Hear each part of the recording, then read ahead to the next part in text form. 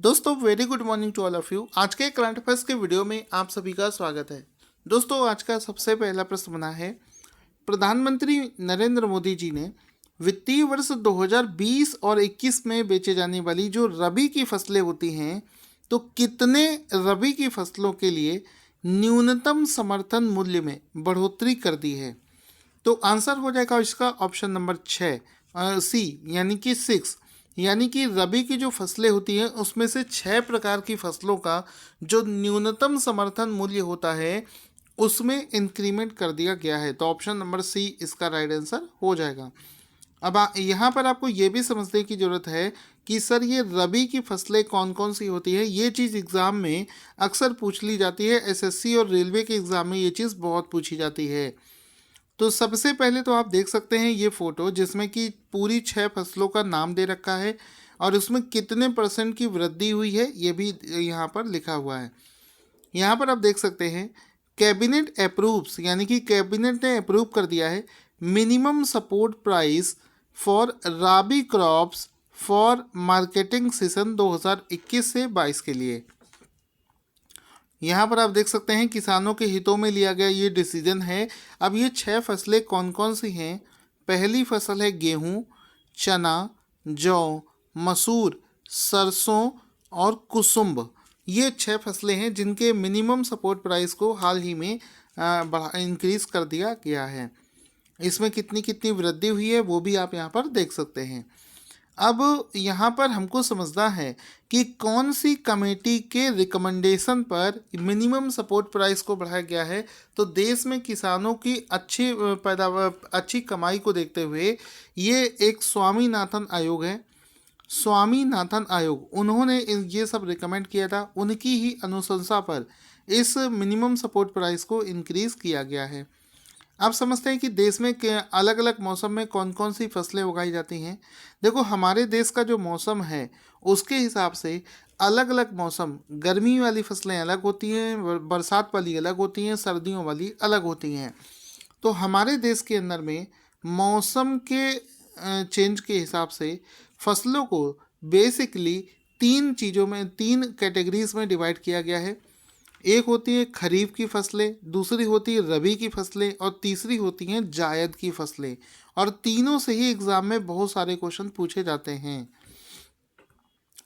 तो सबसे पहले जल्दी जल्दी से समझ लेते हैं खरीफ की फसलें क्या होती हैं। खरीफ की फसल होती है जो पहली बारिश, यानी कि मानसून की फसल के रूप में भी इसको जाना जाता है, और इसको जून और जुलाई में बोया जाता है। जैसे अभी चल रहा है सितंबर, तो जून और जुलाई के आसपास में ये फसल बो दी गई होगी और सितंबर और अक्टूबर में इसकी कटाई कर ली जाती है। ठीक है, इसके लिए मौसम का गर्म होना और बहुत पानी होना, ये दोनों आवश्यक होते हैं। तो ये खरीफ की फसल कहलाती है। इसमें कौन कौन सी फसलें आती हैं? चावल, ज्वार, बाजरा, मक्का, कपास, मूंगफली, जूट, गन्ना, हल्दी, दालें, ये सभी इसमें आता है। इसके नाम एग्जाम में पूछे जाते हैं। तो ये मोस्ट इम्पॉर्टेंट पोर्शन अगर इसका हुआ तो ये इनमें से किसी एक का नाम आपको दिया जाएगा और पूछा जाएगा कि बताओ ये रबी की फसल है या खरीफ की फसल है। तो ये चीज़ आपको पता होना चाहिए।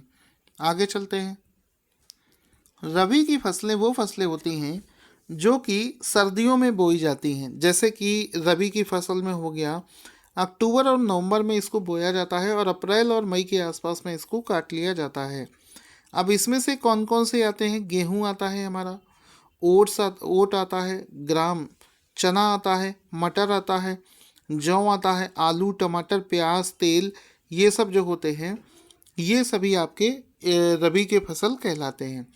इसके बाद में आता है जायद की फसलें। तो जायद की फसलें जो होती हैं ये बहुत ही कम समय में पैदावार इसकी हो जाती है और इसको रबी और खरीफ के फसलों के बीच में लगभग मार्च और जून के बीच में बोया जाता है और जल्दी बन जाती है, तो इसको निकाल भी लिया जाता है। इसमें क्या होगा? ककड़ी हो गई, लौकी हो गई, कद्दू हो गया, तरबूज हो गया, कस्तूरी हो गई, मूंग दाल हो गई, ये सभी इसका एग्जाम्पल होता है। करंट अफेयर्स का अगला क्वेश्चन बना है, kitchens of gratitude, kitchens of gratitude नामक पुस्तक के लेखक कौन है? तो आंसर हो जाएगा विकास खन्ना। ऑप्शन नंबर डी इसका राइट आंसर हो जाएगा।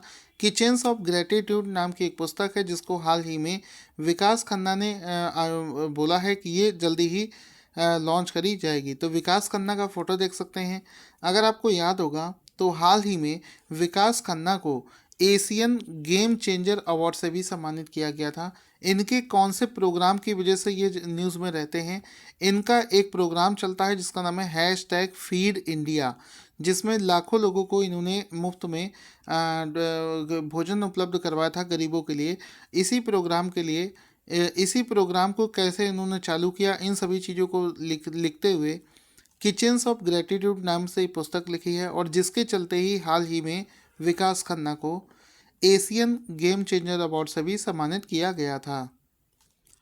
दोस्तों अगला प्रश्न बना है, सांकेतिक भाषाओं के लिए जो इंटरनेशनल दिवस होता है, international day of sine languages, किस दिन मनाया जाता है? आंसर हो जाएगा प्रत्येक वर्ष 23 सितंबर को international day of sine languages मनाया जाता है। तो ऑप्शन नंबर सी इसका राइट आंसर हो जाएगा।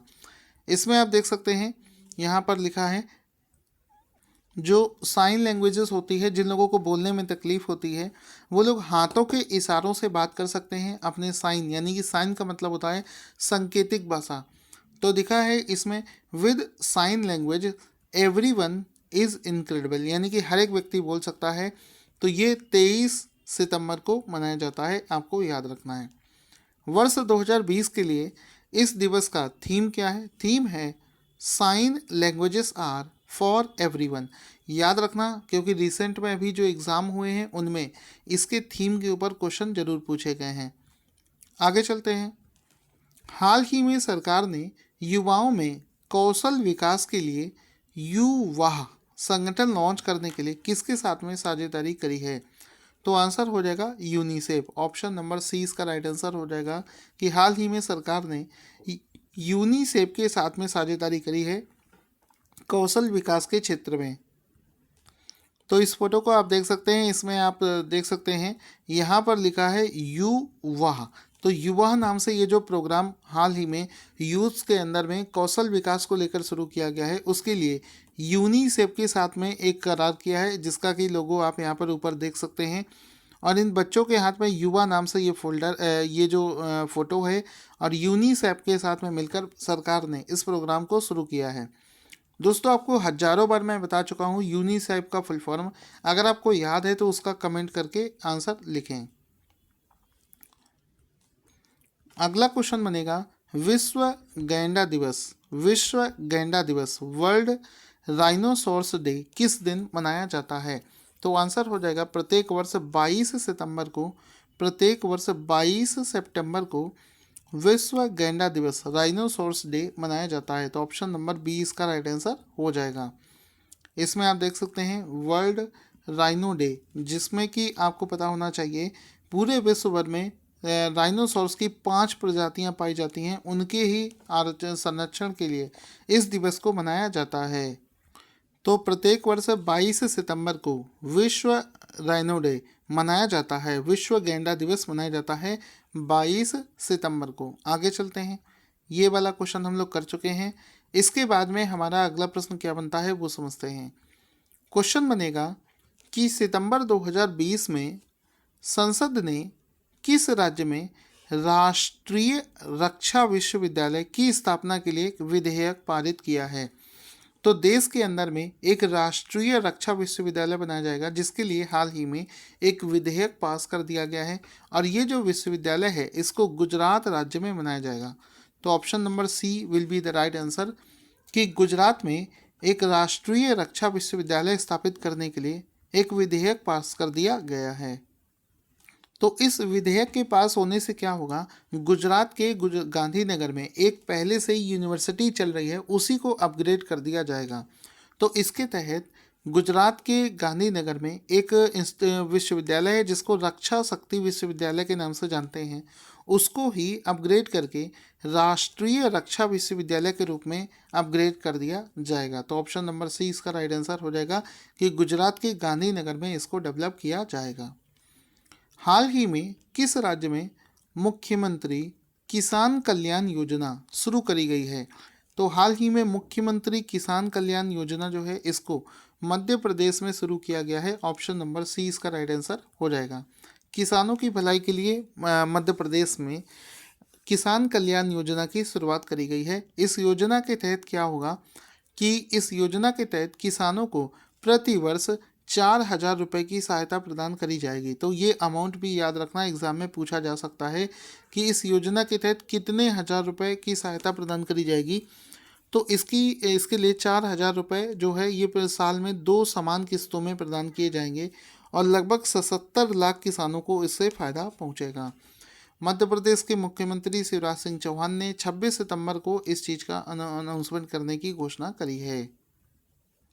करंट अफेयर्स का अगला क्वेश्चन बना है बुक्स एंड ऑथर के ऊपर। क्वेश्चन बनेगा कि वॉइसेस ऑफ डिसेंट पुस्तक के लेखक कौन है। आंसर हो जाएगा रोमिला थापर। ऑप्शन नंबर 20 का राइट आंसर हो जाएगा कि ये जो पुस्तक है वॉइसेस ऑफ डिसेंट ये रोमिला थापर के द्वारा लिखी गई है। तो ऑप्शन नंबर बी इसका राइट आंसर हो जाएगा। इसमें आप देख सकते हैं Romila Thapar voices of dissent ये जो पुस्तक है इसको रोमिला थापर ने लिखा है। इनका फोटो भी आप यहाँ पर देख सकते हैं। करंट अफेयर्स का अगला क्वेश्चन बना है कि भारतीय रेलवे ने ब्रॉड गेज मार्गों का 100% इलेक्ट्रिफिकेशन यानी कि विद्युतीकरण किस वर्ष तक करने का एक लक्ष्य रखा है। हाल ही में सरकार की तरफ से अनाउंस किया गया है कि वर्ष 2023 तक। ऑप्शन नंबर ए इसका राइट आंसर हो जाएगा। जो ब्रॉड गेज रेलवे का लाइन होता है, ब्रॉड गेज होता है चौड़ा वाला, उसको 100% इलेक्ट्रीफाई कर दिया जाएगा। तो वर्ष 2023 तक का ये लक्ष्य रखा गया है। इसमें आप देख सकते हैं ये ब्रॉड गेज वाला लाइन आप देख रहे हैं और इसकी चौड़ाई कितनी होती है एग्ज़ाम में पूछा जाता है, वो भी मैं आपको बताऊंगा। लिखा है railway targets to complete 100% electrification to broad gauge by 2023 यानी कि वर्ष 2023 तक इसको ब्रॉड गेज को 100% इलेक्ट्रीफाई कर दिया जाएगा। अब इसमें आप देख सकते हैं कि आपका नैरो गेज जो होता है ये लगभग 2 फीट का होता है। नैरो गेज एक और होता है जो 762 mm यानी कि 2 फीट 6 इंच का होता है।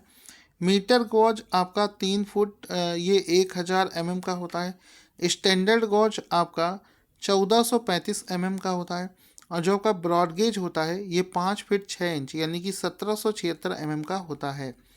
इनमें से सबसे ज़्यादा आपसे ब्रॉड गेज एग्ज़ाम में पूछा जाता है। एसएससी और रेलवे में पूछेगा कि बताइए भाई साहब ब्रॉड गेज कितने mm का होता है, तो आपको आंसर करना है कि ये 1676 mm का होता है। अब इसको किस तरीके से नापा जाता है, जो रेल की पटरी होती है उसके दोनों के बीच का जो ये वर्टिकल डिस्टेंस होता है ये इसी को ही ब्रॉड गेज के नाम से जाना जाता है। करंट अफेयर्स का अगला क्वेश्चन बना है कि वर्ल्ड मैरीटाइम डे प्रतिवर्ष किस दिन मनाया जाता है। तो आंसर हो जाएगा सितंबर के आखिरी बृहस्पतिवार को मनाया जाता है। ऑप्शन नंबर सी इसका राइट आंसर हो जाएगा। प्रत्येक वर्ष इसको वर्ल्ड मैरीटाइम डे सितंबर के आखिरी बृहस्पतिवार को मनाया जाता है। ऑप्शन नंबर सी इसका राइट आंसर हो जाएगा। ये जो दिवस है इस वर्ष 24 सितंबर 2020 को मनाया गया है। वर्ष 2020 के लिए इसका थीम क्या है? थीम है sustainable shipping for a sustainable planet. ये भी एग्जाम में पूछा जा सकता है, आप इसको याद रखेंगे। ठीक है, तो यहाँ पर आप देख सकते हैं वर्ल्ड मैरीटाइम डे इस बार वैसे तो सितंबर के आखिरी बृहस्पतिवार को मनाया जाता है, क्योंकि इस बार ये बृहस्पतिवार 24 सितंबर को था, तो 24 सितंबर को इसको मनाया गया है। ठीक है, आप इसका फ़ोटो भी देख सकते हैं। आई होप आपको समझ में आ गया होगा। दोस्तों, आज का क्वेश्चन जिसका आंसर आपको देना है, टाइम्स मैगजीन की तरफ से टॉप 100 मोस्ट इन्फ्लुएंशियल पीपल की लिस्ट में इनमें से कौन शामिल नहीं किया गया है। जल्दी से अपना आंसर कमेंट बॉक्स में लिखना ना भूलें। Thank you for watching this awesome video.